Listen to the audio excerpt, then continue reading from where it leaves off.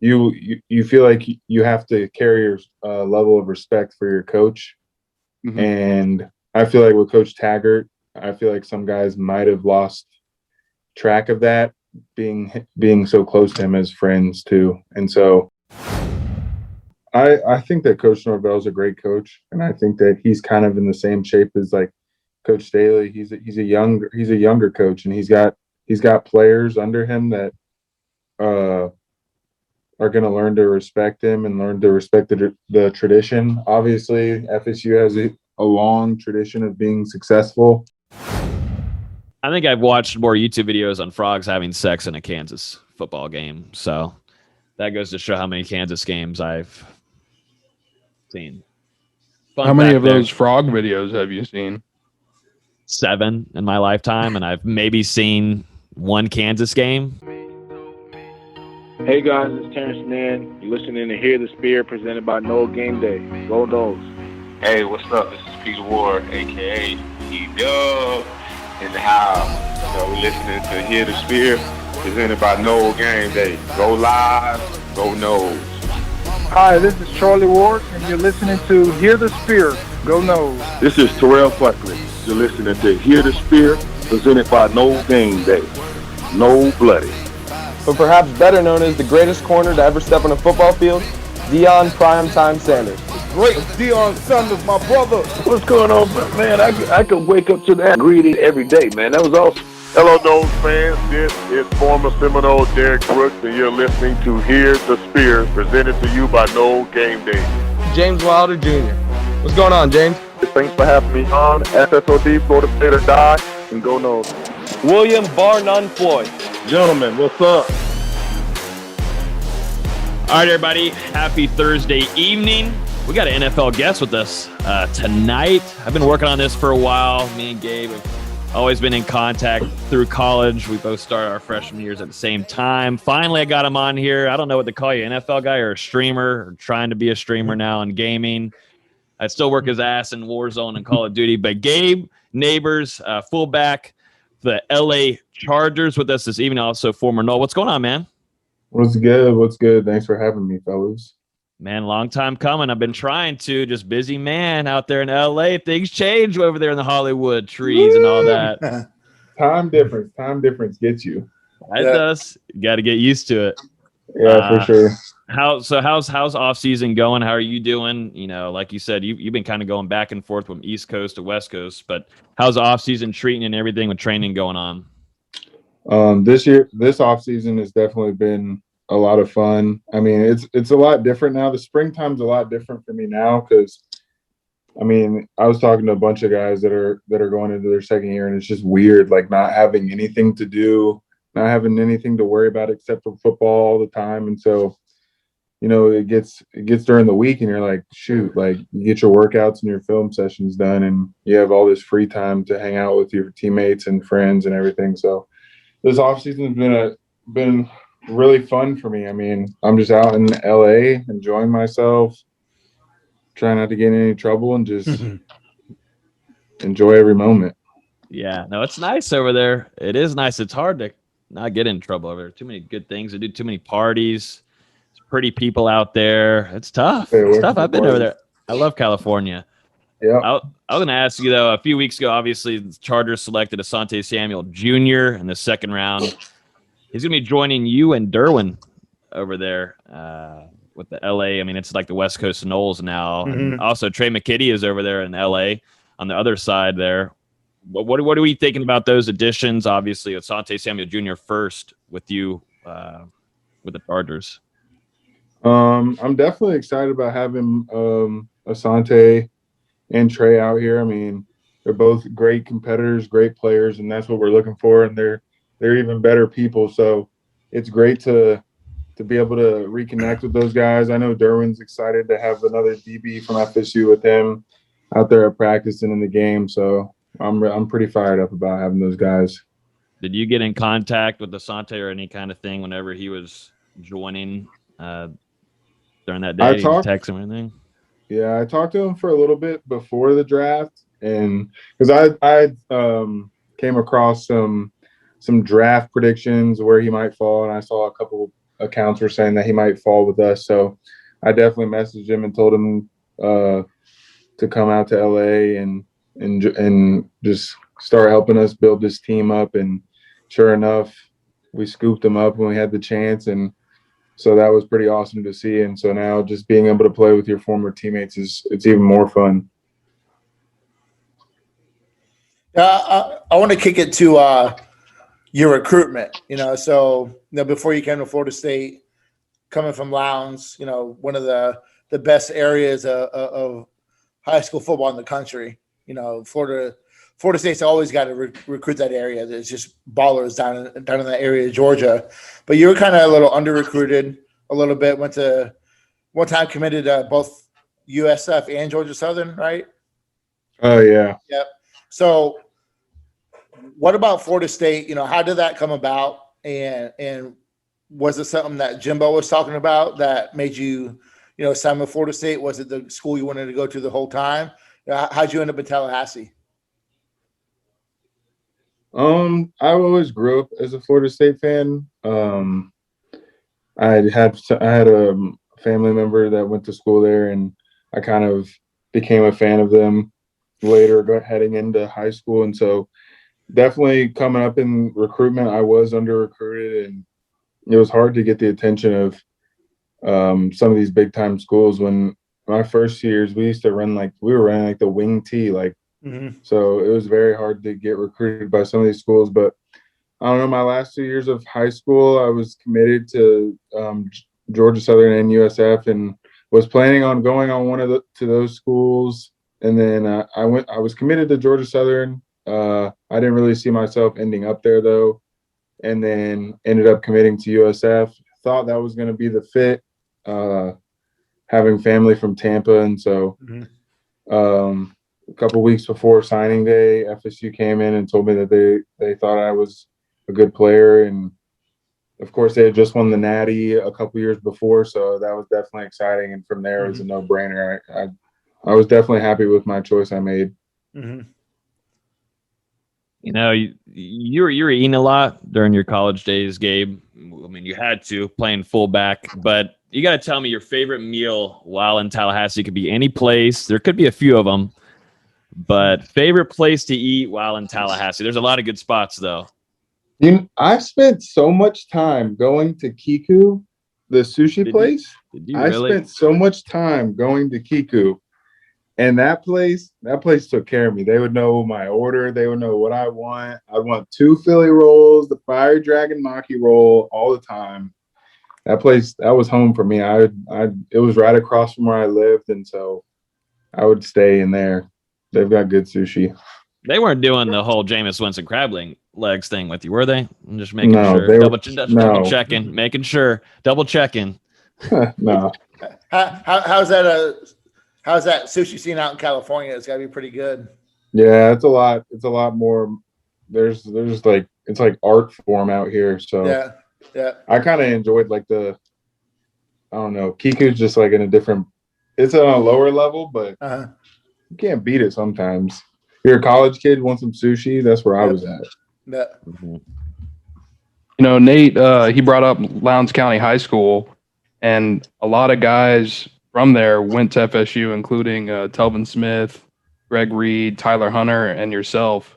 What was it like to kind of follow behind that group and be the next one at FSU? It was definitely a cool experience for me. I always grew up growing up in Lowndes County. I wasn't really big onto the football scene until I got to high school. So those guys were a little bit older than me, and of course, they had gone on to FSU to do great things while I was still coming up in Lowndes County. And so once I became a senior in high school, I really realized the footsteps that I was following and the pipeline that Lowndes County and FSU has runs pretty deep now. And so there's definitely been some players that have left an impact on there. And I'm glad that I was able to go there and hopefully do Lowndes County proud. So, I don't know how much time you spend on social media, but one of the things that FSU fans always talk about is that environment. Willie's first game against Virginia Tech, how loud it was. right before kickoff. Was that the loudest you ever heard, Doak Campbell? Or was that the loudest? I really think it was. I can't think of. I know my. I mean, there was a few times my freshman year that it was very, very loud. But in Doak Campbell, I think that was probably one of the loudest moments of my college football career. That was crazy. Where'd you up? Simply just because of the anticipation, like building up to the new staff, and like everyone was like so excited for this new era, and then it was just insanity. You were on that kickoff team, weren't you? Yeah. Oh, it was weird. It was nutty. Do you even know what a swag surf is? Who, me? Is there anybody else named Nate on here? Man, Logan, man, don't call yourself, man. I'm just asking. I didn't know. I don't know. I think we all know what it is now. Yeah, we all know what it is now. We don't want to talk about it ever again, but that no offense, Gabe, but that was like the high point of that game. For sure. A disappointing season, for sure. But out of everywhere where you played, what would you say is the loudest environment you played in? Probably that one. I mean, I'm sure this year SoFi is going to be crazy just because if people had to wait a year to see the new stadium and see us play, and definitely with these new young players like Justin and everyone that we've got going, like I'm sure it's going to be insane. So going back, just real quick, random thing here, but a lot of people, while Jimbo was there, at least a lot of people were thinking, Justin Fields was close to coming to Tallahassee. I know a lot of people, FSU Twitter, thought it was happening, and then people were like, well, Jimbo laid off on it. But I know he had a lot of connections. Justin did a lot of friendships with guys on the team around your time too, Gabe. I mean, I know Deontay Sheffield was a close guy with him. I'm trying to think there's someone else too, but Justin was, I feel like, close to being a Nole at some point. I remember seeing him at a couple camps. Yeah. He's talented. I'm surprised he dropped that far. But now you get him, Nate, in Chicago. Perfect. I love it. Chicago finally did something right in the draft for the first time in quite a while, Mm-hmm. Quite a while. You ain't wrong. So, all right, so we're partnered with Chick-fil-A, Gabe, and we talked about this before we started recording, but you're going to have to give me your favorite meal at Chick-fil-A, and also, last minute here, but your favorite sauce, too, your go-to sauce with it. Sauce is easy. Chick-fil-A sauce is undefeated. Mm-hmm. But I just recently, this is like bad. This is like my cheap meal, like go-to. I've been grinding every day of the week, and then Saturday, I'll get Chick-fil-A. I do the spicy sandwich. Take a small macaroni and cheese, put it on top of the sandwich. Buffalo sauce onto the mac and cheese, close it, and then dip it in Chick-fil-A sauce. Told you this man eats. I'm telling you, I wasn't lying. I wasn't lying to anybody. That's the cheat meal right there. I respect it. Isn't that from like a TikTok thing or something? I feel like that's from TikTok. If you haven't tried it, go try it. And Chick-fil-A sauce. Chick-fil-A sauce all the way. That's undefeated, man. I agree. That's the best sauce they have far and away. I've got the squeeze bottle in my fridge. Hey, that was big time. Them dropping those in like a Publix or any kind of like Walmart, because I got Polynesian. Sure. I got Polynesian in the fridge. I've got both in my fridge. That was an easy buy. Easy purchase. Easy purchase. I think I'm FSU, by the way. Just random breaking news: FSU's heading to the national championship in soccer. Nice. Random, good. Sorry. Nice. I got to ask about Derwin James.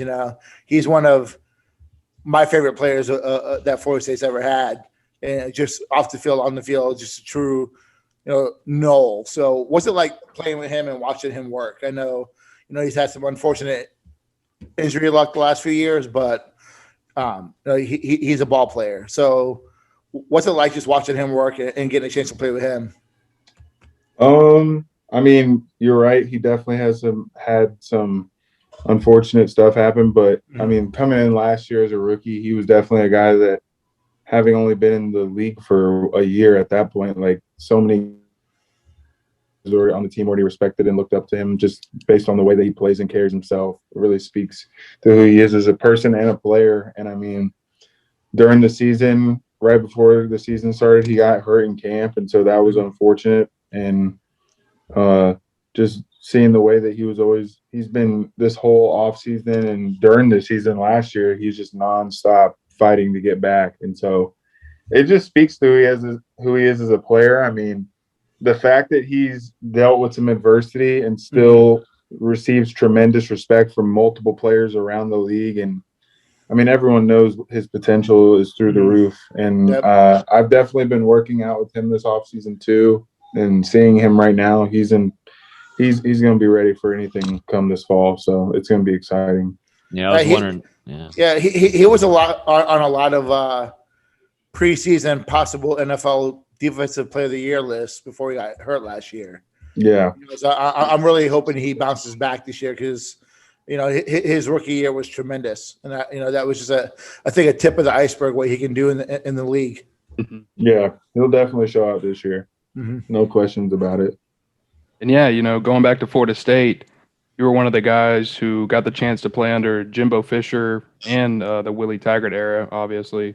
So what would you say were the differences in their coaching styles? And also, what's your favorite Mad Jimbo story? Oh, man. Yeah. So I feel like the biggest difference between Jimbo and Coach Taggart, I feel like Jimbo's the kind of coach that he'll get after you the entire week, Monday through Friday. But then Saturday, like you'd come out and you'd whoop everyone, and then it'd be worth it, if that makes sense.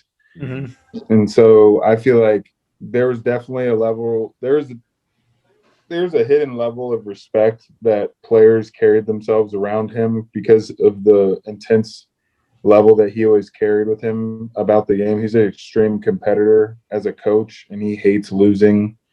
And so seeing a coach of playing under a coach of that caliber was definitely a blessing because it has turned me into a player that respects intense coaching. I mean, he would make sure that you were as prepared as you could be to beat anyone we played, and if you weren't prepared, it was on you.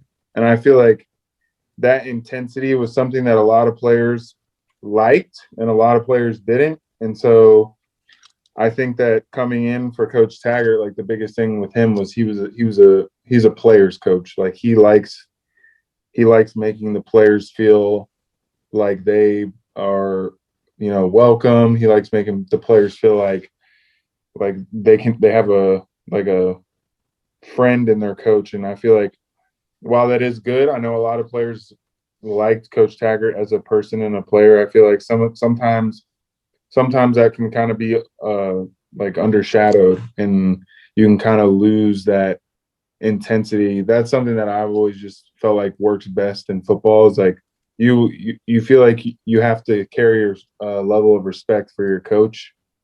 And I feel like with Coach Taggart, I feel like some guys might have lost track of that, being so close to him as friends too. And so there was that. Both of them are great coaches in my opinion. I feel like they both have their own style. I feel like they both take care of the players, and I wish both of them nothing but the best and thank both of them for everything they did. I mean, if I wouldn't have played under Coach Taggart, I probably wouldn't have had to switch from back to tight end and show that I can do both. And so I feel like no matter how the whole situation at FSU went down, it happened for a reason. And yeah, that's how I feel about that. Craziest Jimbo story? I remember being at one of I've probably said it so many times, but when me and Trey would be up there in Jimbo's office, or no, I'd be with little Dossie, and then hearing Jimbo just cuss out Jameis for leaving the more center too early because he knew fans and everybody were going to be coming after him, and he got who was the SID, the guy that you probably know, Gabe, who he'd always tell him, he'd always be with, was it Kerwin? I don't know. Well, you weren't there at the time, but I don't know if Kerwin was still there, but it just absolutely just cussing out Jameis. And he's also cussed out Dalvin too while we were at practice. There's been a bunch of stories like that. I mean, all the best players on the team got cussed out at some point. It was just part of the way he is, this coaching style. He wants the best players to their hardest days to be Monday through Friday. So Saturday they go out there and just take it out on whoever's across from them and just make people look silly. So, when it comes to NFL, because I think every guy knows when, they either get drafted or, they go year out, kind of, free agent route. When they kind of know that they've made it, they're going to make the team, or whether it's the practice squad or the main roster. Other than being told that you were going to make it, did you know beforehand? Was it like a string of practices? Was it some of preseason games? When did you know that, hey, I'm going to make this team? Well, shit, I thought I made it the day that cuts were happening because I don't know if every other NFL team's like this, but like throughout camp, like I obviously was in a very unique situation. Like I only had one person I was competing against, whereas like receivers or linebackers, they have like a bunch of guys they're bringing in trying to figure out who's going to be on. And so it was just me versus one other fullback. And luckily he was a great player, but I guess I was able to show a little bit more versatility. And we also had a couple tight ends that later in the season went down, and I was able to help in that room a little bit. And so I feel like that might have been something that carried me through, along with the fact that I was able to contribute on special teams all year. But during camp, like towards the end, we would have like scrimmages, and at the beginning of the scrimmages, like the ones would go out on the field and we'd get in 21 with a fullback, and they'd be like, all right, Gabe, you're out there. And so that was kind of a refreshing feeling. But then the day that cuts happened, offensive players got cut the first day. And so I'm like, one by one, I'm sitting on the balcony. This is a funny story. One by one, I'm sitting on the balcony watching all these players like leave the hotel. And so it was just like very sad. Like some players are coming back like with a small grin on their face, like they made the practice squad. And a couple guys came back, of course, like pretty upset. But I'm just sitting on the balcony, like waiting to hear something happen. Well, I go out in the hallway, and the guy that I was competing against, unfortunately, he got cut. And so I told him, like, it was a pleasure to meet you, man, like this and that. I go back in my room, like I'm jumping, like happy day. I'm like, oh, I made the team. Yeah. Nobody calls my phone for the whole rest of the night. I'm like, okay. So like one of my buddies, Nate, who is on the team also, he went up to the facility, and they're like, yeah, today's offensive cuts. They had called his phone telling him that they were going to release him, bring him back on practice squad. My phone didn't ring the entire day. It was 8:00 at night. I'm talking to my agent. I'm like, oh, I guess I made it. Like, he's like telling me congrats and all this. The next day, I started watching defensive players leaving the hotel.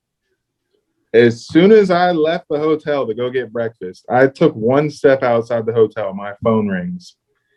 I answer. He's like, hey, man, this is Blase with the Chargers. We need you to bring they have these like little tablets and stuff. They're like, we need you to bring your stuff in. And I'm like, you're joking. So I get up there, and I'm like, well, I'm like in the car on the way up there. I'm like, well, I was like, y'all cut the other fullback. Like, you're cutting me too. So who are y'all bringing in?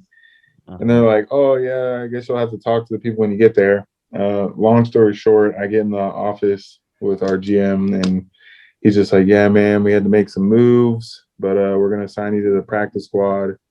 And so for the first week leading up to the game against Cincy, I was on the P squad all week. And then right before the game, I got activated. And then after the first game, I played well enough. And then the next week at practice, they signed me to the 53. So wow, it was crazy. But, roller coaster ride. I mean, it was crazy. I was sitting in the hotel thinking that I made it, and then right right before you know it, world got flipped upside down. I was freaking out. I was like, man, this is crazy. But it's the NFL, and so that was my introduction to the NFL. Hey, that's a good warm up for you. It can't get any harder in the terms of like Zoom sessions. I was going to ask you too, because you went, it's crazy for you. You also had Hard Knocks. If I remember correctly, you had Hard Knocks going on during the same time during all of this. And that was what was crazy too, because right before they cut me, I was in the office with Tom Telesco, and he was like, yeah, turn these cameras off. Like, he was like, it was like he for some reason he was like, just turn the cameras off, because he didn't want whatever conversation we had to be recorded, I guess. So it was weird. Yeah. How was, COVID-19? It's your first year, but how was COVID-19 affecting, your meetings and all that kind of stuff? How'd like a regular weekly schedule go with that kind of stuff? During the season? Yeah. During the season, we actually were able to meet in person. We had enough room to space out the rooms, space out the seats in the room, because there's not that many guys meeting in each room. There's only a couple players per position. So our rooms were big enough with the trackers that we had to wear to be in compliance. But we were in person for the majority of the season, and then like towards the end of the season, we had the league just change the rules on us, and we ended up having to be like all virtual. So it kind of sucks, because you would have to get up in the morning, go lift at the facility, and then drive all the way home, because they didn't want people in the facility for meetings. You'd have to drive all the way home for meetings, meet at your house for like 2 hours on Zoom, and then drive back to the facility for practice, and then drive home and do the meetings after practice too. So it was definitely wild, but it kind of made me appreciate being in person. And sometimes meeting in person can be intense in the league, but it definitely made me appreciate being in person, because it was even worse over Zoom. Bro.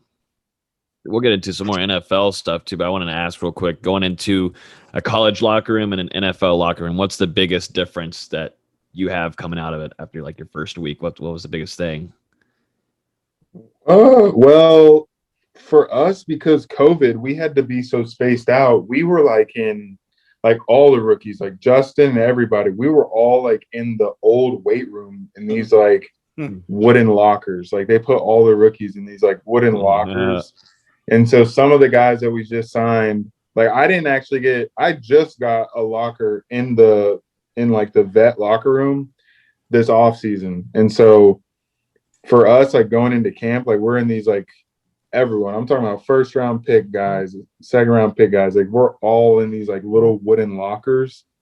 And so I'm like, man, this is crazy. And I mean, now even being in the vet locker room is just smaller. There's a lot less guys on the team. So it's not as big and spacious as a college locker room. It's a lot more like, I mean, it's grown men. So it's like, they're a little bit bigger, but it's definitely a lot smaller in terms of like size and like decor. Our locker room actually is getting renovated right now. So, but I would just say it's a lot smaller than I expected it to be. True. I haven't really been able to ask this question at all to anybody yet, but I'm excited for what's the most, and don't play games with me either, Gabe. Don't play games, but what's the most expensive thing? You got to treat yourself. You made it. You got to treat yourself a little bit. What's the most expensive thing that you've bought so far that's getting paid? NFL, it could be anything. It's probably your gaming setup. No, I haven't like paid for that yet, but that's going to be pretty expensive. I would say like my most like ill-advised purchase. I'll do this. I'll do my most ill-advised purchase, because I obviously paid for like my car and stuff, and like that's a car. So yeah. But my most ill-advised purchase was I bought a sweater that I wore to the Raiders game, or not the Raiders game. I don't remember which game it was. I bought a sweater that was made by Balenciaga, and that sweater was like $1,000 just for the one sweater. So that was pretty stupid. Nate, I know you ain't even getting close to that one to pay for. You won't even buy Austin shoes for $50. No, that's not true. I would pay good money for good Jordans, but not $1,000 for a sweater. Hell no. Nah. That's the worst part. Like I wore the sweater. Now, even if I had the money. Hell no. And I'm like, what did I just do? Yeah.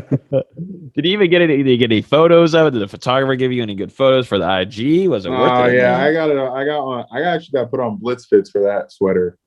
Okay. Oh, it was worth it. Yeah. It was worth it. I got your a clout. little, it was funny because me and my teammate, one of my boys, Braden Fajoko, he played at LSU. He got activated that week to play in the game, and like that was kind of the reason. Like he got activated, so he was like, "Oh, I never thought this day was gonna come." Like, so we kind of went to the mall and wilded out, like did it big and then he ended up playing the rest of the season. So it was crazy. It was great, but that was why we bought those. Well, when you're over there in LA, the fashion's the biggest thing. You got to stay with it. Yeah. It's a lot different over here, like in the Southeast compared to the West Coast. Definitely LA area fashion's the biggest deal. Yeah, it's weird. There's so many like fashion. There's like Fashion Island. There's South Coast Plaza. Like South Coast Plaza is like 2 seconds from the facility, and so like they're all over the place. There's so many shopping centers. Mm-hmm. I got two questions. Sticking with the NFL, who's the best player that you've seen so far in your 1 year in the league, whether it's on the Chargers or that you played against? The best player overall. I mean, I feel like everyone would say Tom Brady, but I watched this man play in person, and he absolutely shredded us. I mean, Justin played great against him in the Bucks, and Tom Brady still shredded us. Like Tom Brady is just like, it's like crazy watching him in person because he's just 3 steps ahead of everyone. So that was crazy to watch. It was like I was watching. It was like I was watching the game, but I was like in the game. It was weird. Finally getting to see him play in person was crazy. And so, because that was my first time ever seeing Tom Brady, and the first time I ever saw him was in person when I was playing him. And so it was weird. That's got to be a crazy experience, man. Yeah, there was a couple experiences like that when I was my first year, like seeing all these people that you're used to seeing on like Madden and on TV and like all this stuff, and then you're like within a few feet from them. It's like weird. What about Mahomes? Yeah, that same caliber. He was just really like Tom Brady was really good at like picking our defense apart in terms of the pass game.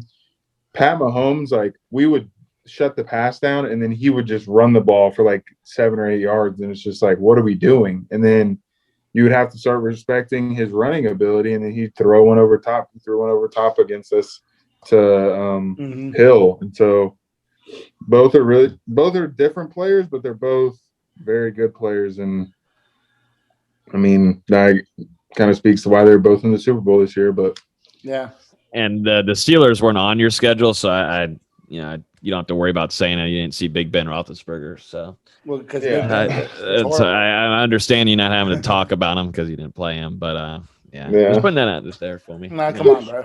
So my second question is, being from Georgia, you're out on the West Coast now. So has it been hard staying in contact with your family? Especially going with COVID and everything. How's that been going?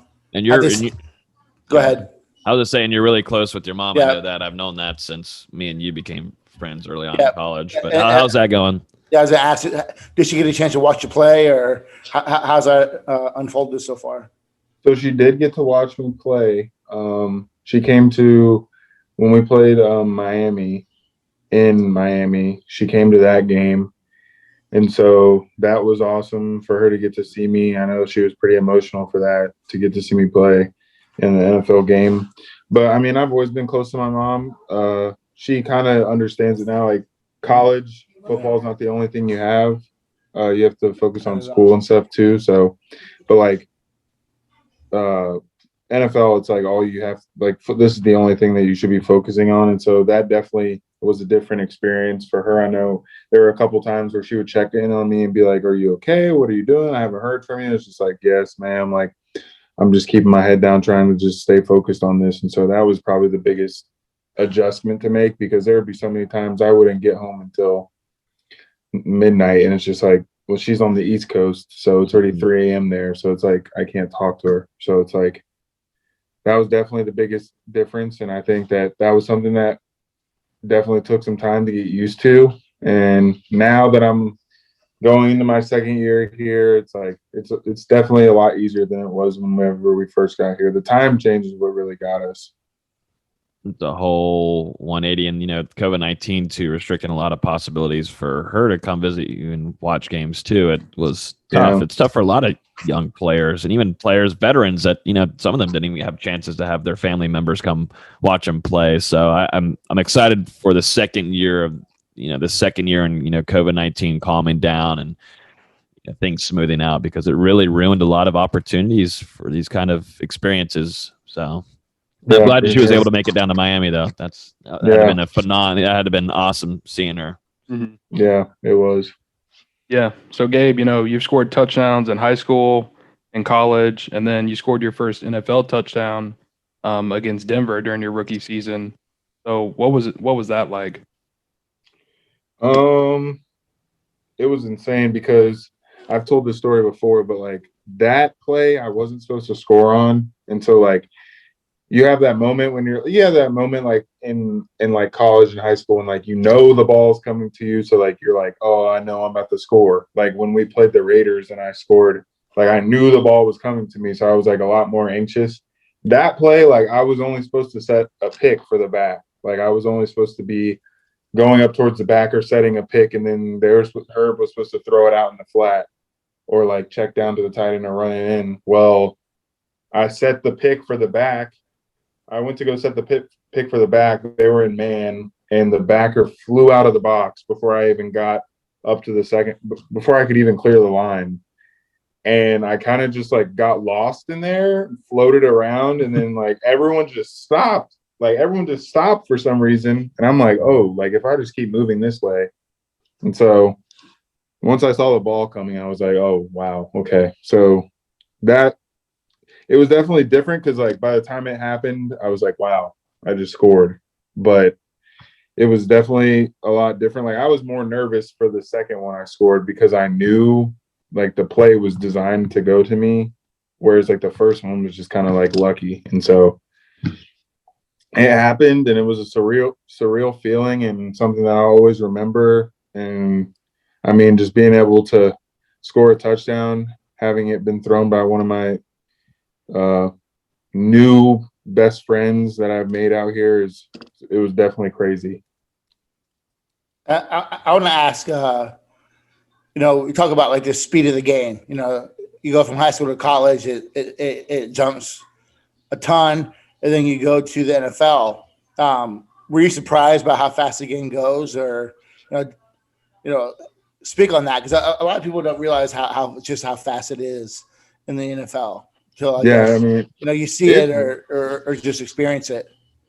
I feel like they say like every rookie has like that aha moment, or like that oh shit moment, like I'm in the NFL. Mm-hmm. Luckily mine happened during camp, and I was lined up across from Joey Bosa, and I'm supposed to cut him off from the backside. Meanwhile, this man is like the best defensive player in the NFL, and I tried to cut him off backside. I'm like looking over at Brian Balaga. I'm like, I'm sorry, because I couldn't get through. And he's like, all right, dude, calm down. He's like, Joey's pretty good at football. Like, you got to relax. And so definitely that. And then moving in, like game speed versus practice speed in the NFL is two different things. Like sometimes like in the games, like they really like tell you in college, like in the NFL, like you have to like be mentally ahead of everyone, because physically you don't have time. Like when you're trying to move around physically, you don't have time to be like mentally trying to think about what you have to do. And that's something that really set on quick in my career. Like I realized like I've had to watch more film than I ever had before, and I had to know who I was going against. Like I would have to like take notes on who I was playing because like everybody has their own like style. Everybody has their own thing. Like this isn't like college where like people are doing like you're not going to tell Joey Bosa like as a coach how he's supposed to pass rush every play, and that's what makes every player you're playing unique. And so it's not like you're playing a team that like every time they're going to be spilling or like wrong shouldering or like their backers are going to be coming straight downhill. Like you just have to. It was very different because like everybody plays different and everyone plays to their strengths, and so a lot of the speed up happens because you're playing different people every week and you're playing the best of the best, and that's something that took a lot. Like that's something that quickly set in and something that I quickly had to figure out for myself. I'm going to ask you, Gabe. I saw it a lot during COVID-19, and I don't know if you roomed with them or not, but Justin Herbert, you have a really close relationship with him. I always see y'all out there golfing. I didn't know you're a big golfer, first of all. I didn't know. Is that something that changed? Is that something that changed when you went to West Coast? Is that how it goes? No, I played a little bit my last year at FSU. I bought a set of clubs my last year at FSU, and I went here and there, but I didn't really start like hitting the links until I got out here because it's hard not to. Like there's some crazy courses out here. Oh, it's beautiful. It's beautiful. I've been keeping up with the IG. It looks gorgeous out there. But talk to me about your relationship with Herbert. He's obviously had a huge first season as a rookie, and the future is bright there for you guys on offense with them. But tell us about your relationship with him and how y'all became so close. Honestly, him and Nate Gillum, the three of us became super close simply because during camp, the rookies had to stay in the hotel and we had to stay there like it wasn't like a regular camp where like you could leave and go get food or you could leave and like go to the beach or like leave and go to the movies. Like there was nothing for us to do. So like we would be cooped up in this hotel and like we spent so much time together in the hotel that it kind of like once we were able to like break out from being at the hotel, like we were like we didn't know where to go. Like we were like, oh shoot. And Justin had already had a spot. And so he kind of like took me and Nate in. He was like, yeah, you guys can come live with me. We kind of had like this like mini like brotherhood thing going on. And then just transitioned to the season. And so I guess that's kind of like word got out that we were all like we were all living together and spending time together. And so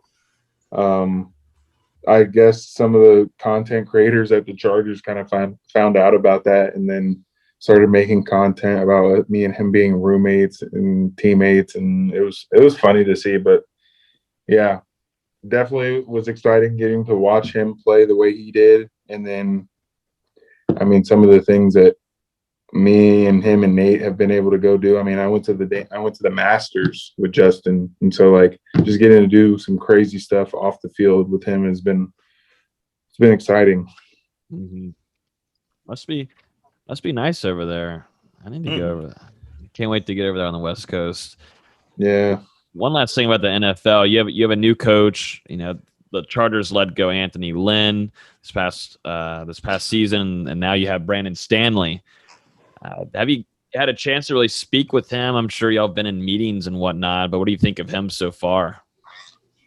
I think he's a great coach. I think that he's young, which kind of makes him a little bit more like eager to get to work with us, which has been really cool and really exciting. I know some of the older head coaches in the league are like, they let all the younger staff members handle the player interactions and stuff like that. And so having him being a young guy who just recently left the Rams, I know that it's been really exciting for him to get this opportunity. And so it shows in the way that he carries himself in these meetings we've been having.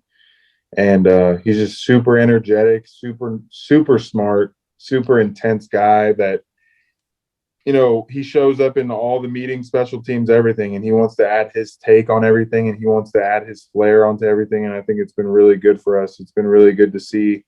I know the defensive – it's weird because, you know, I've always been used to having a coach, like a head coach that's an offensive guy, and so having a head coach that's a defensive guy, has been pretty cool to see those defensive guys light up and be excited to like play defense now. Because I mean, the stuff that they're getting ready to pull out is going to be crazy to see our defense transform. Because last year was obviously frustrating to see, like, sometimes we give up like third down plays, and we've got some of the best defensive backs, linebackers, and interior guys in the league. And so I know that just already within a few weeks of him coming in and implementing the stuff that he's going to do on our defense, seeing these guys on defense just being fired up about it is definitely a true test to who our new head coach is as a person, a coach, and I'm excited to see where we go with him.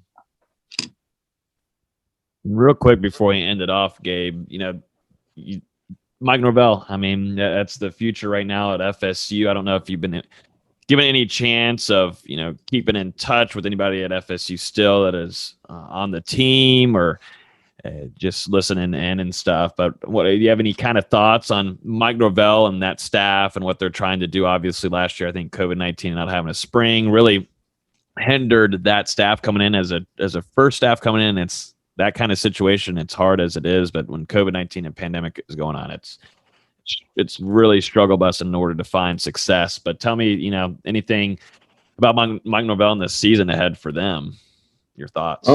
I think that Coach Norvell is a great coach, and I think that he's kind of in the same shape as like Coach Staley. He's a younger coach, and he's got players under him that are going to learn to respect him and learn to respect the tradition. Obviously, FSU has a long tradition of being successful, and I think that's been one of the hardest things for fans to understand is, like, when you get a new coach, it takes time to find success because the tradition doesn't change, but the system to getting the results might have to because of the coach and the style of offense, defense, things you run. And so I think that it shows I think that he's going to be a great coach for FSU in the future. I think it shows in the recruits that we've been able to sign recently. I saw that we've got some good talent coming in soon. And so I think that's pretty exciting. But yeah, I mean, I want more than anything to watch FSU rise to the top again. And so I'm excited to see what Coach Norvell and those coaches do at FSU. And I wish them nothing but the best. I thought I had something on the last little bit there, but I guess I don't. I guess I forgot. You got anything, Dustin? No, I think I'm good. Okay. Well, Gabe, I definitely appreciate you coming on here and everything. It went smoothly. Maybe down the line, maybe next year we'll get you on after a game or something like that. That would be fun to recap a game or something. But definitely appreciate you hopping on, man, for almost an hour with us. For sure. Stay healthy. Be good. We'll definitely be watching. I think the Chargers. I was going to say that's what it was. I think it just was released that Sante signed $7 million for the next 4 years with the Chargers. Exciting. So he'll be stuck there, and good for him. And terrible weather and terrible area. I mean, it just sucks over there. Everything's so bad here. It's exciting. Yeah, no, I think the future is bright. There's a lot of FSU fans that are Chargers fans. I know a few, and I've been watching them since this last season. I think Herbert's y'all got a bright future, definitely with that offense too. And excited to get you. We need some more touchdowns. I had you on. I put you on my Snapchat and IG, and everybody. It was cool to see that kind of thing. Is being someone that hung out with, and we've always talked football and ball, and to see you perform like that, it's always exciting, and always rooting for you over here in Tallahassee. Appreciate you. Absolutely. All right. Well, I'll let you. You got to go cook something. You've been cooking a lot lately, so go some brisket. Go make some brisket or something. I got you. All right, man. Be good. Thanks, Gabe. Yeah, appreciate it. Sure. All right, appreciate it, brother. Appreciate it. Be good. That was pretty good. Pretty good interview there. Mm-hmm. Almost an hour. You weren't wrong. With us. You said he would have some good quotes coming in. Yes. He had a lot to talk about. A lot, all over the place. We went from top to bottom there, all through it all. But we still got a lot to go through here for the rest of this episode. I think I'll do No, I'm not going to do an intro. We're just going to let it go. The people on the podcast listening around, that's just how it's going to be. I'm just going to let them start off with the Gabe Nabers interview, and then we'll run into the quick hitters of the week. We'll go through football and basketball. Nothing too crazy here. Less work for you, right? Yeah, less work for me. Yeah, exactly. If I don't have to cut much, then we'll just keep on running with it. Lowe said that he's training, so he can't join us, I guess, tonight. I don't know what he's training for. He's doing he's training kids. Oh yeah, his new venture. Oh yeah, I forgot. I know that the CFL just said that. I saw Erman Lane tweet that they have a training camp date now, and 2 weeks ago, Los was he talked with his agent and everybody, and they were saying they weren't expecting anytime soon to have a camp date. So the CFL is all over the place. Yeah, who knows? I mean, it's Canada. Who knows what's going on over there? Well, let's get into it here. Florida State lands offensive lineman Notre Dame transfer Dylan Gibbons, veteran guy. He's going to have 1 year left. Who? 2 years. 2 years? He is 2. Is it 2 years? 2 years. 2 years left on him. We bring in a veteran guy. He played in the college football playoff this past season, and also an ACC championship. He's got a lot of experience, also bringing that into the locker room too. Mike Norvell likes doing this. What are y'all's thoughts on Dylan Gibbons that adds on to some offensive line depth? For me, I know some fans are mentioning about maybe he didn't play a lot, but Notre Dame's had maybe arguably the best offensive line in the past 2 to 3 years in college football. And that's simply proven by the fact that how many guys have gotten drafted off that roster. He played against Syracuse, I believe, and played really well that game. Mm-hmm. For Florida State, they are still looking to maybe shore up a tackle spot, and he's also a guy that can maybe play inside for you, so he has that position versatility. But for me, it brings depth, competition, and it raises the floor, and it also pushes guys that maybe we're going to have to play, that maybe shouldn't be playing, pushes them further down the depth chart a little bit. And for me, I think it's a guy that's going to come in and compete for a starting spot. Yeah, like you said, I totally expect him to come in and compete for a starting spot. And, I mean, you got to think, this was a guy who was at Notre Dame for 4 years, spent a lot of time in one of the best strength and conditioning programs in the entire country. And like you said, Nate, he was a member of a very talented offensive line that I believe 3 guys off that offensive line from this past season were drafted before the end of the 3rd round. And he had a start last year. He's played in, I think it's close to 30 career games. So, I mean, he's got experience. You also mentioned, he's moved all over the offensive line. So this is a guy that Florida State can play at different spots. I know he's competing for a left guard spot in the spring, but he's also played at center. He's played at tackle, like Nate noted. And, I'd be interested to see if maybe Florida State brings him in and tries him out at center, because I know they've been wanting to move Maurice Smith out of that spot for a little bit. And, you can kick him over to guard, put him at center. And, I think that helps the offensive line out a good bit. And, we'll see if another transfer comes in down the line as well. Right. I think that, bringing this guy in, I think it's good enough to show up an offensive line that gets you another W. Yeah, no, I just real quick for me, you're just bringing in more depth that's needed. I mean, everybody is complaining 24/7 on Twitter about, what's going on with the trenches. You're getting playmakers, Mike Norvell and Dillingham. They're always getting these playmakers and all this kind of DBs, but they complain about getting people in the trenches, and then they complain that they get an offensive lineman from a team that's been in the college football playoff how many times now in the last 4 years. Like, it kind of gets ridiculous. You're getting a guy that has veteran experience in the locker room, and then I think it's going to be interesting this fall camp to watch where Coach Atkins is going to put a few guys, because where does Gibbons go? You're just mentioning Dustin Maurice Smith, who had a surprising year last year in front of all of us.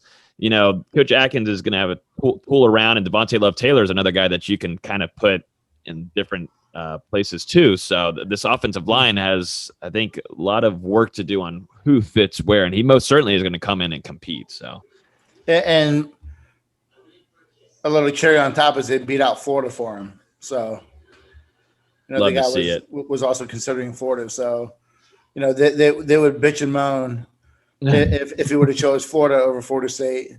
But it's a guy who has, the experience, comes from a really good. He's going to be really well coached.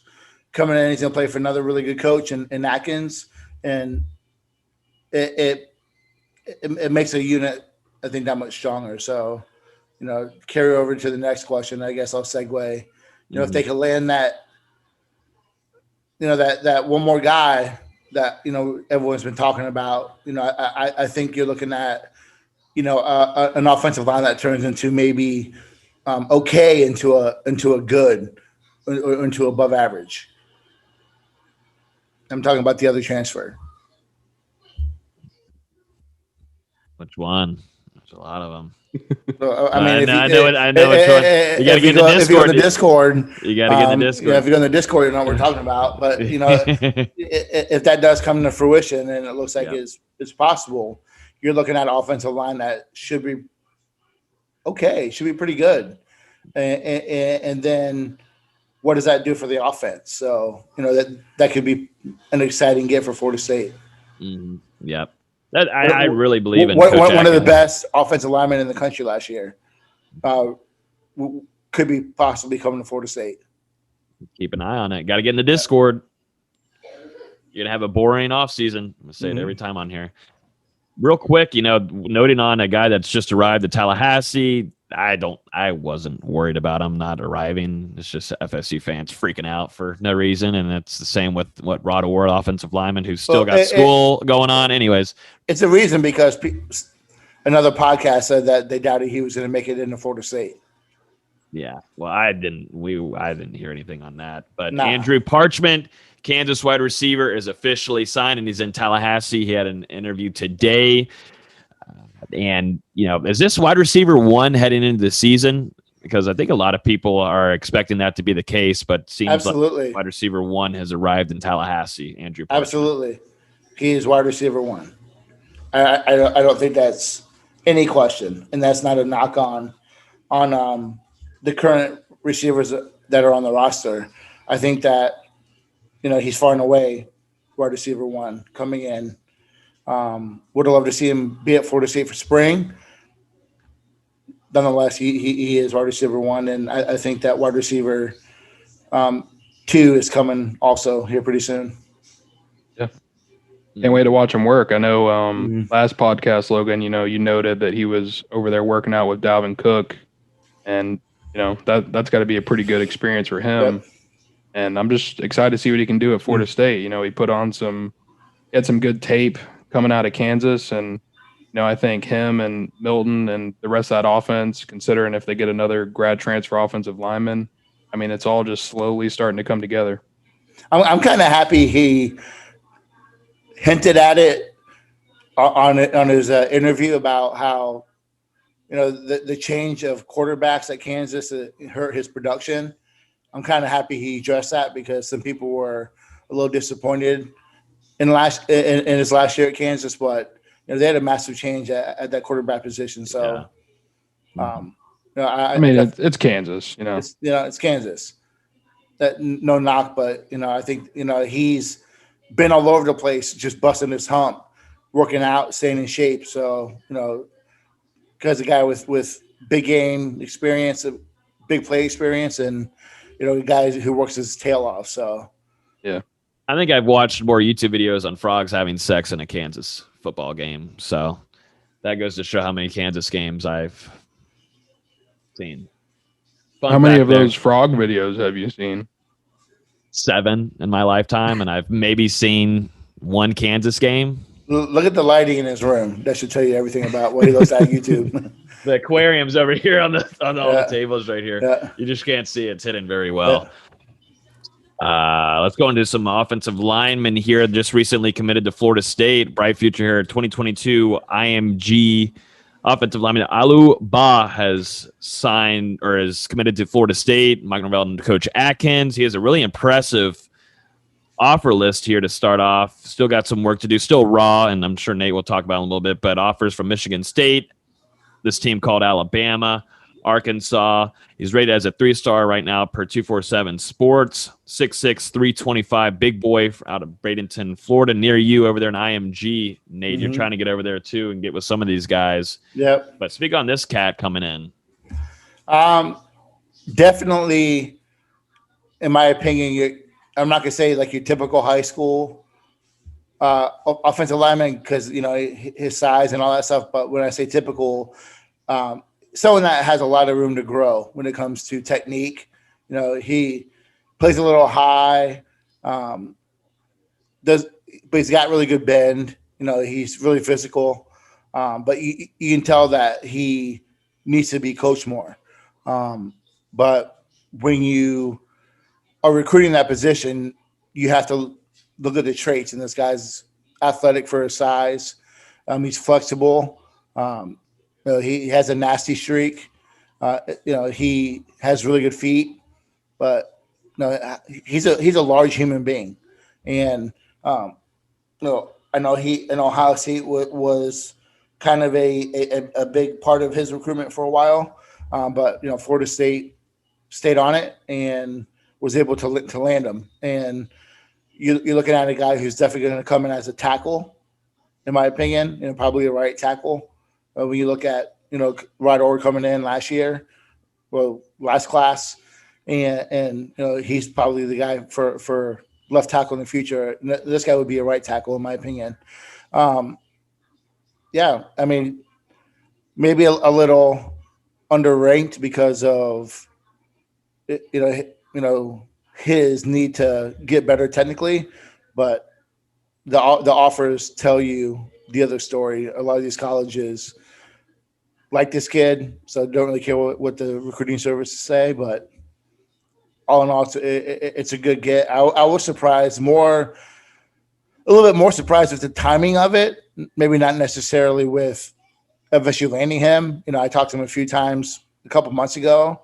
I just never followed up because I thought it was going a different direction. But I know that they were really working that kid for quite a while. So, you know, they now have a really good relationship and have a good foot in the door, IMG. Yeah. And I mean, you mentioned his mean streak and getting a chance to look at him on film. You know, this guy loves to hit people. I mean, pretty much every single one of his highlights is him putting someone on their back. And yes, there were a couple plays where you could see the whistle had already been blown and he's still just putting the guy into the dirt. And the guy's like, come on, man. I mean, that's the kind of offensive lineman you want. You want someone that's going to piss other people off and get them out of their game. And I mean, just really be extremely physical. And, you know, first offensive lineman for Florida State in this 2020-22 class. I think it comes at a great time. You know, they're sitting in good position with other targets like Daughtry Richardson, Kayshawn Sapp, other guys as well. Names are escaping me right now. The guy from Brunswick, Kania Charlton, Elijah Pritchett.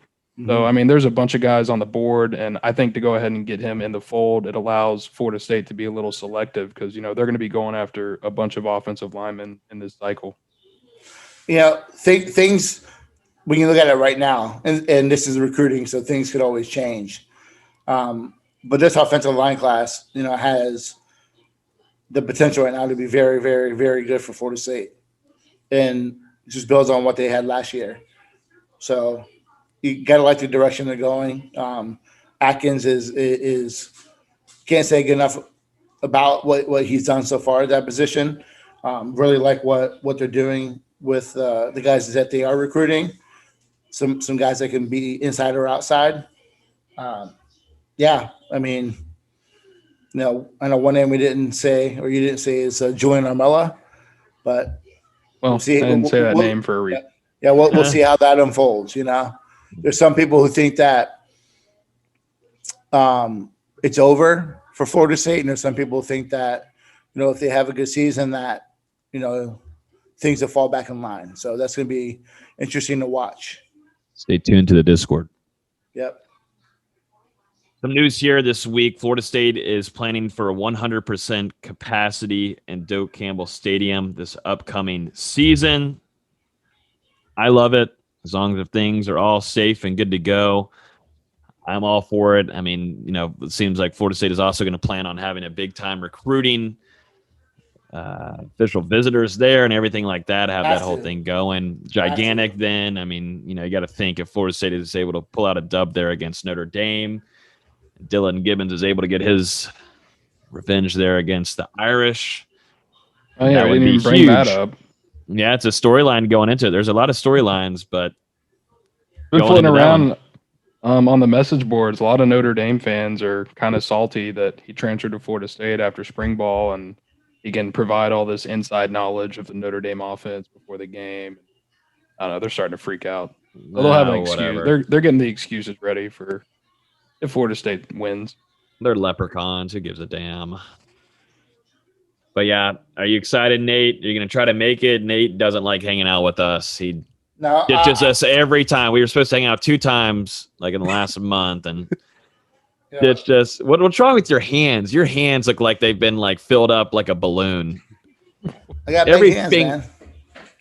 No, those are a problem. You got to get that checked out. Looks like you're getting that constrained, like they're being constrained right now, and they're going to pop anytime. Yeah, that's what it meant. You got little boy hands with your Karen legs, but no, I'm planning on coming to that. I want to come to Notre Dame for sure, Miami for sure. I want to come to 3. Huh. So, we won't. Yeah. So that means 1 then. You want to put money on it? All 3? All 3. How much money? You name it. $100 per game. Oh my God, no. That's stupid. Come on. That's stupid. You claim to know. And you'll show up just for the money. That pays for gas, man. Yeah, that pays for everything. You're good to go. I'm definitely, especially, that Notre Dame game, recruiting-wise, is going to be ridiculous. So, oh, yeah. Got to be there. Austin's got to be there to do some recruiting interviews. And we need Austin to put in his I'm sure they'll have basketball recruits there for that too, though. Oh, yeah. Yeah. Nah, of course. I need Austin to do at least 10 football interviews, Yeah. We got to do a little tailgate situation too, gentlemen. Yeah, we should do a podcast. So you had a drink. I'm going to show you how to drink. Shit. Well, whatever college you can get me on a play, I'll still educate you on that. You don't want flip cup, lob and shoot, beer pong, whatever it is, man. Right, whatever you want to do, man. I'm fine with that. Let's do it then. Let's do it. None of that crap you have in the back wall, though. Not your Natty, I don't drink that. I will say I don't drink that anymore, but I'll bring it if I have to. I know that's too tough for you to drink, but no, I know it's tough. No, Logan only drinks seltzer now. Yeah, no Zima, none of that crap. Yeah, Dustin drank. I had to get Dustin to finish his first beer. It was really sad. We're gonna drink bourbon, okay? All day. Bourbon? Yeah. Ooh, I drink my beers before you drank your beers. Yeah. Take your. I can't even say. You're literally sitting at Buffalo Wild Wings, and you were like, "Dude, you already finished." I'm talking about the spring game. Oh well, yeah. I had to drive home, so I was trying to chill. Oh my God! It was 4 o'clock. We were tailgating. Didn't leave till 12 I was trying o'clock. to break a commitment. I don't know if you recall that. I had a commitment to break. Thank you for being responsible, Dustin. Exactly. I was sitting there giving Logan. I was like, Logan, we got 3 minutes, man. Put the beer down. He's coming in 3 minutes. Get the post ready. I'm built for that. I can do 3 things at once. Let's see here. Let's jump into this next thing here. One last thing football-wise, which came out earlier today, is that Kelvin Benjamin, former Nole, a Carolina Panther, and also Chief, is getting a chance at the New York Giants minicamp this upcoming weekend. We had some time to spend with him and at Kenny Shaw's camp in Orlando, and he was telling us, and we put in our Discord if you guys were in there, some nuggets there on him, but he was intending on getting into some training, I think, with Kenny Shaw's guy. So he's been training for a few weeks now, trimming down, and he actually is going to be playing at tight end. Is what he'll be practicing at and performing at the New York Giants camp with that position. So good luck to him. Definitely. We saw him a couple weeks ago, and he looks pretty good, in decent shape. So excited to see if he can rebuild that career. Because, man, coming out of Florida State, I really thought he was going to be the next good wide receiver in the league that, came from Tallahassee, and that didn't all quite work out. But, now he's got a second chance, and I'd really love to see him capitalize on it. Absolutely. Most certainly. We got to get him on the podcast. Good luck. I know. That's all I'm going to say. Nate. Good luck to him. He's Nate's favorite player. You could tell. Dang. Well, I can't wait to. We got to get KB on. He said he's down to get on the pod. Yeah, let's get him on, man. Be a good conversation. He's the one that got you a national championship from catching that ball. I don't think you're out there on that field doing that. I appreciate, you had your pom-poms. You had your pom-poms. You had your boneless chicken nuggets. Yeah. You're eating. Yeah, exactly. You didn't catch that ball, did you? I could have. Never know. What? With those hands, those balloon finger hands, I don't know about that. Man, this fucking guy. You keep on taking these weeks off the pod. I got to keep you awake over here. I have, real job. A real job right now. That's driving me insane. All right, let's finish it off, Dustin, since I know Austin's over here courtside with Rihanna and Michael Jordan over there up there in Charlotte.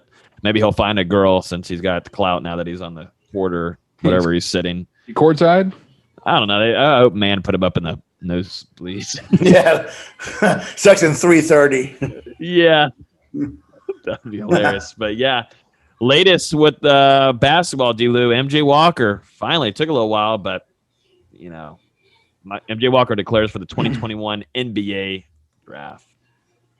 Yeah, I wouldn't really call it something that was unexpected. I know Austin had been talking with his source, and it kind of seemed like MJ was up in the air after how everything ended, and he really reconsidered coming back to Florida State. But, he's been in Tallahassee for 4 years, and there's only so much he can do at this point to continue boosting his draft stock. So I think it's the best choice for him to go ahead and test the professional waters. But, MJ finishes his Florida State career. He played in 120 games, 82 starts, and he averages 9 points, 1.6 assists, and 2 rebounds per game. Earlier this last season, he became the 49th player in school history to score over 1,000 points in garnet and gold. So, this is a guy, he had a really, maybe some people look at this past season and how it ended as disappointing for him. But all in all, he had a memorable career in garnet and gold. 2 Sweet 16 appearances, 1 Elite 8 appearance. They won the ACC championship last year the year before everything got shut down due to COVID. So, I think just looking back on MJ Walker and everything he did at Florida State, FSU fans should be proud, and I'm going to be rooting for him in the NBA. Absolutely. Most certainly. The guy that represented FSU very well. That's just the continuation of what Leonard Hamilton produces out of that program. But we're definitely pulling for him, and I think he's got a good shot to get drafted sometime in that second round. We'll just have to see. I'm not really sure how the NBA is doing things this time around, where if they're going to have a combine or pre-draft workouts or stuff, but those are little things that MJ could use to boost his draft stock and show NBA teams that he has a skill that will be useful at the next level. So you've got, like we talked about, Scotty Barnes, you've got Raquan Gray leaving, you got Kopovica gone, MJ Walker, like we learned today, Sadar Calhoun, Nate Jack. The timeline today is, everybody's freaking out, Florida State, and, we're transitioning back to football now, basketball's done, they had their run and whatever. Is that, you think that's a little just too much hoopla? I think, you look at those losses that you would like to get Barnes, everyone knew was one and done coming in. Yeah. Everyone knew that. I think Gray played himself into a decision this year. I think you would like to see him come back. Balsa, you would like to see him come back. But the other guys, maybe Sidar Calhoun, maybe a little bit, but a lot of stuff that Austin was talking about, it just wasn't a match for him in FSU and the coaching staff. So, I mean, what they're doing on the recruiting front, if you can't sit here and think that they're done, the run of a perennial Sweet 16, I might even say Sweet 16. I would say like a possible Elite 8 team. It's still there. The fact that the guys that they have coming in, you can't be upset with where the program's at right now.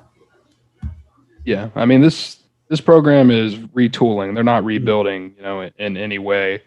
Obviously Florida State, they got the Kentucky transfer a couple weeks ago, Cameron Fletcher. And they get the point guard. Yeah, they got the guy coming in from Houston, Caleb Mills. That's going to play next year. And that's what we talked about a lot on this podcast. Sorry to cut you off, Dustin. No, you're fine. Is what does this team look like with a true point guard this past year? A Trent Forrest kind of player. So, I still think the sky's the limit for this program over the next couple of years.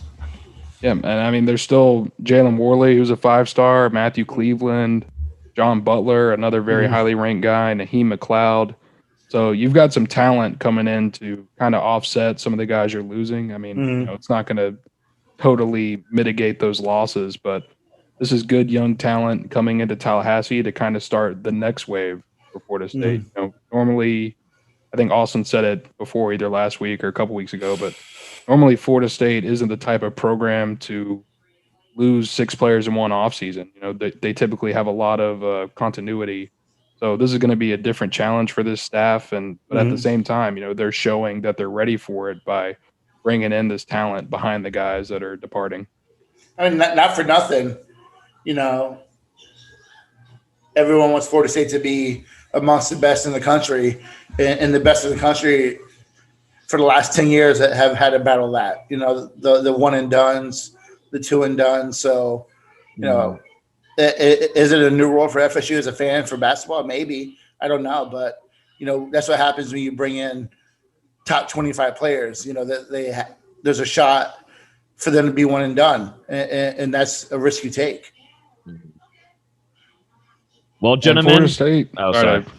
Last thing, but Florida State, I believe they still have 1 or 2 scholarship spots remaining on this roster. And we know Trey Mitchell is a guy that the program is after, and I'm sure there's some other transfers that they're evaluating. So this roster isn't complete just yet. It's going to get a little bit better, I would say, but before things are done. Gotcha. Guys, I think that's good. I think that's going to do it for the rest of the podcast. So y'all seeing that Jake Paul, or what do you got, Nate? You're a big boxing guy. I want to get your take boxing. on what? I hate boxing. You watch UFC and all like that kind of stuff. I love UFC. What do you think? What do you think? Boxing is too fixed, man. I stopped watching boxing a long time ago. It's just too corrupt. But I think that whole Floyd Mayweather versus Logan Paul. That stupid. That is all about the money. All about. I mean, $100 million. It said Floyd. $100 million. He's getting paid. That is crazy. That's the only reason. I mean, I would do that. I would do it for $1,000. Yeah, talk about Floyd Mayweather any way you want. How much the surgery would cost afterwards. I mean, I'll be surprised if Logan Paul gets 25 punches landed against Floyd Mayweather. Yeah, no, his defense is. He may be Manny Pacquiao. He may be the best defensive boxer. The way, I mean, that's his style is to, make you miss and counterpunch, whatever. But now I'm more. I like to see him fight a real UFC guy. The other brother, Ben Askren was a layup. I don't even know why. You have him in a boxing ring. You guys not a boxer; he's a wrestler. Looked out of shape too. He just did it for the money. You could tell. Oh, absolutely. He looked like he couldn't give a a flying F, you know, but yeah, man. I mean, you can't hate on a guy, get you 15 minutes, get your money. It's great, but they're going to run into reality here pretty soon, both of them. Yeah, no, they will. Logan, he's getting his money too. He's getting his chance. How much? How bad is it that people are going to be rooting for Floyd Mayweather here? People hate it. Yeah. People have given him so much hate, and now they're going to be on his side. Yeah. They see the take the hat thing. Yeah, I think that was completely staged. No. If it wasn't, then Floyd is going to absolutely destroy Logan Paul. He's going to knock it. It's going to be a first round. Just because they look exactly the same, he's going to be like, I want to murder this guy. Yep. I don't know. I was just bringing up some hot topics of the week. Come on, man. Like, I don't know. Well, you're supposed to have a boxing match, I thought, with a few FSU Twitter members, but I would love to have that boxing match with TJ. Get it set up. We got to have sponsors. I'm not going to sit here and start it up again, but that's ran its course. But that guy's just whatever, man. Oh man, yeah, we better end it now. Don't get me started, because then I'm going to have to start cussing. And then you'll start tweeting. You'll start tweeting. Yeah. I got the Twitter ready. Yeah. He's got the Twitter fingers ready. Logan's gonna get me fired up. Yeah, I know. That's always my fault. Dustin's I'm the one that tells what happens, and then Dustin's he amps it up. He's the cheerleader. No, it was your fault. No, I just provide facts. Dustin knows what he's doing, and he's creating. That's good marketing. That's good marketing. It's working for the Paul brothers. Look at him. I know, look at him, but yeah, one's about to get his ass beat. Great. Oh man, well, definitely appreciate Gabe hopping on here with us. I've been working on this for a while, but happy to have him on here. Glad he's doing well over there with the Chargers. He's got a bright future ahead. I'm excited to watch the Chargers this upcoming season, obviously with Derwin James too, and Asante Samuel Jr. Man, a lot of West Coast Noles over there being successful, because he also got Ramsey. Mm-hmm. Now I got to have a whole friggin' list. You got Cam Akers, you got Trey McKitty. There's just too many now. A lot going on. So definitely appreciate Gabe coming on here, guys. I haven't been able to tell this on the pod yet, but we do have a number now. We have a texting service. I'm not even calling it a texting service, but it's actually where you're texting me, as guys can see on here if you're on the live stream.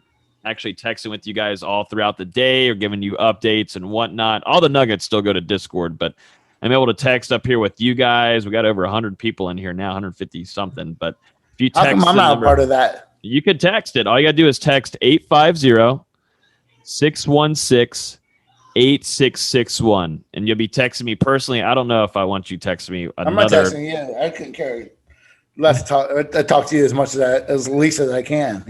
Yeah, exactly. Exactly. That's as why little as I possibly can. That's why we don't market it to Nate. We market it to our wonderful listeners and viewers. Yep. But yeah, text us 850-616-8661. We're doing a pop socket giveaway right now. If you join and text that, we just give updates. You'll be texting me. You're not texting a robot. Any kind of crap like that. Nothing crazy. So that's all you got to do. That number 850-616-8661. Looking forward to chatting it up with you guys. We've been talking about the NFL draft, Asante Samuel Jr., all kinds of stuff, and Dalvin and Jameis. I've been sending in some Jameis videos to you guys. So, been nice. Have you gotten any weird questions? I haven't had any weird ones yet. I'm glad I haven't given the number to any of the Discord people, because I don't need them harassing me 24/7. But no weird questions yet. I'm looking forward to it though. I can also send pictures, videos, voice messages. It's life-changing, Nate. It's life-changing stuff here, Nate. And maybe I should use it, during a visit to IMG. You know what I'm saying? Yeah, you could hop on the app. Nate could talk to you guys on the voice thing, or we do it exclusively only for Discord members, which if you guys haven't signed up for that, that's patreon.com/NoleGameDay. We've been dropping a lot of nuggets. Also, it seems like Florida State found their next president. I'm not given the chance or the allowance to share who that is yet, but I would stay tuned to the Discord and should be able to get some clearance soon on giving that name away. But it seems like Florida State has finalized on their next president at Florida State University. But yeah, hope everybody has a great rest of y'all's weekend. You can listen to this on iTunes, Google Play, SoundCloud, Spotify. Hit that subscribe button. If you're on YouTube, hit that like button. Appreciate you guys. Everybody have a great rest of y'all's week. We will see you guys next week on Hear the Spear. See you guys.